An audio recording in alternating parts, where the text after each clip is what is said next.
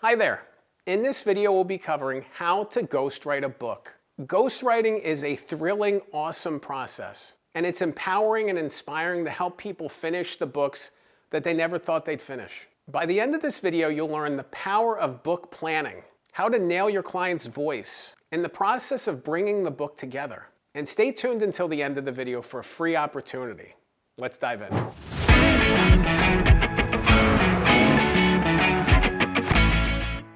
In order to be a great writer for other people, you really need to understand what makes you a great writer. What are your processes and systems and structures for writing? How do you put words on the page? How do you get words down? Where do words and ideas come from? What's your best inspiration? All these things are going to come into play because all of these things are going to help you shift into ghostwriting mode. The stronger you can be as a writer and an editor, the stronger you're going to be writing and editing for other people. For me, that came from working in the newsroom. I worked in New York City journalism for a decade before I became a ghostwriter. And it was interesting, one, to be conditioned to write every day, even when I didn't want to write. Being conditioned to write on numerous topics, on anything that crossed my desk, I was jumping on.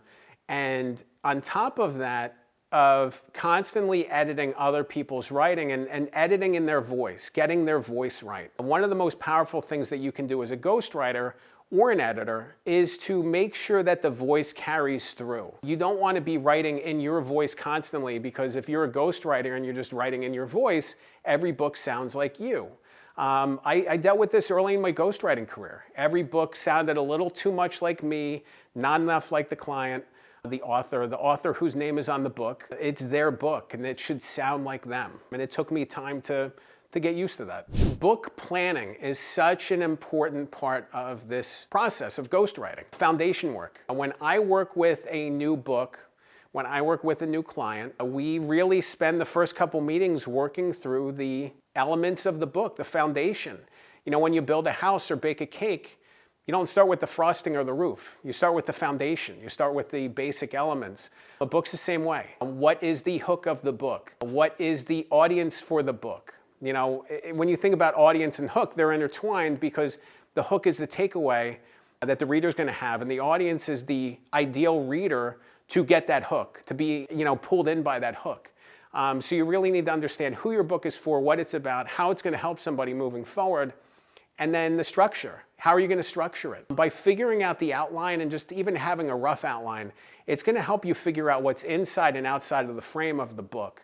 And it's going to help make the writing process that much easier and make sure that you're not wasting time on pieces of the book that aren't actually going to be included in the book, that get cut later because they're really not relevant to the book. Obviously there's some wiggle room and there's some elements that could come into play later of, oh, we should add a chapter about this. It's great to be able to get to those places, but you really need a strong foundation to start.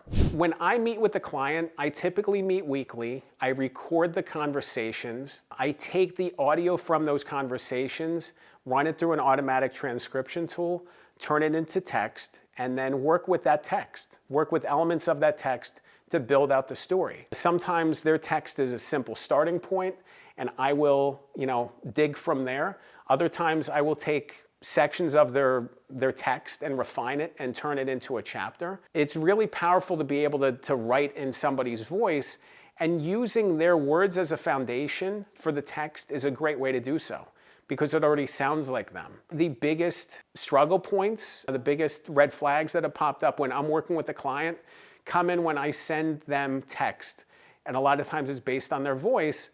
And most of the time, a client will be super thrilled and they'll say, it sounds exactly like me. And then other times, and I've seen this with clients who are more insecure, authors who are just not quite sure of themselves, not quite sure of their voice, they'll come back and say, it doesn't sound right. It doesn't sound like me. That's not to say like little pieces, like I wouldn't use this word, or like I want to change this sentence, but like you should be in the ballpark of what this person should sound like. When their speaking voice and their writing voice are so different, or there's a disconnect, that's a big problem. I've worked with people who used AI to refine their voice to the point where they sounded, in their mind, their writing voice was AI. Their writing voice was AI driven to the point where their speaking voice was a disconnect from their writing voice. And there's other times when an author will sound a certain way, but there's an insecurity or doubt that pops up of like, I want to sound smarter. I don't sound smart enough. This doesn't sound like me.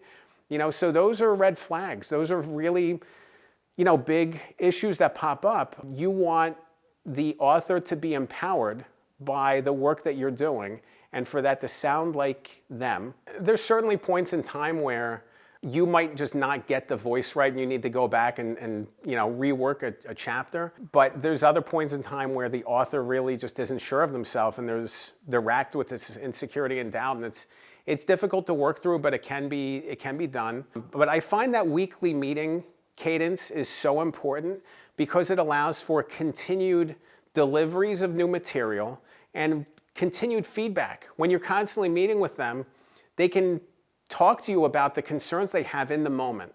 If they're reviewing the text you send them in real time, which they should be doing ahead of the next meeting, then you can go into the next meeting and say, okay, what did you think about the text I sent you? Are there any changes? Anything that didn't sound right? Anything you want to fix? Update, whatever, and then move forward from there with the next topic. And then this back and forth, this cadence and synchronicity of deliveries and meetings, the back and forth process, the next thing you know, in 3 to 6 to 9 months, depending on the scope and the struggle of the book, you have a draft in place if you can keep working at it and keep making consistent progress. My best advice for working as a ghostwriter for a book is this: the book is not yours. Obviously there's typically a contract you sign at the beginning of the process that outlines who owns the work, but more likely than not, your name is not on the cover. Maybe it's with a with cover credit or in the acknowledgments or not at all. This is not your book. This is somebody else's story, and it's important to be able to tap into their message and deliver it. And that's not to say that you just deliver them whatever they ask for. I think it's important to be a sounding board and talk through these issues that they may be having. But at the same time, they may have a vision for the book that's different than yours. That's okay. It's okay. There's so many different ways to approach this and so many ways to move forward with a book, but they're going to be carrying this message forward from here. So it's important to be aligned with them and to bring out your best work. And if they can bring out their best and you can bring out your best, it's going to mean a great book. It really is. If you want to learn more about how to ghostwrite a book, there's a group that I highly recommend you check out. It's called Book This. Our website's bookthistalk.com. You can click the link below. I founded the group with a fellow ghostwriter, Isabella Talbot, and we meet monthly. It's a free meeting. We meet monthly. We talk about ghostwriting issues. We talk about book writing and ghostwriting topics, the issues and pain points we're all having. It's just great to be able to talk to other professionals and get some insight. Another option is the Association of Ghostwriters. I'm a member of that group. Highly recommend that if you're interested in working with other ghostwriters and learning more from them. There's great resources out there, so don't lose sight of that. This isn't a solo thing. I know it can be lonely in the book writing space, but there's a lot of great opportunities to connect with other ghostwriters and learn from them. Remember, a good book can change your life. I'm Dan Good. Thanks for watching.